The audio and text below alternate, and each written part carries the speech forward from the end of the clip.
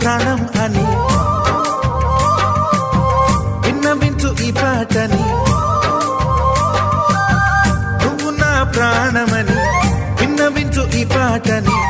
ఎక్కడో దూరానున్నా చుక్కలే విన్నా గాని కదిలించలేదా కాస్త కూడా నీ మనసుని. పరదాలు దాటి ఒక్కసారి పలకరించవేమి.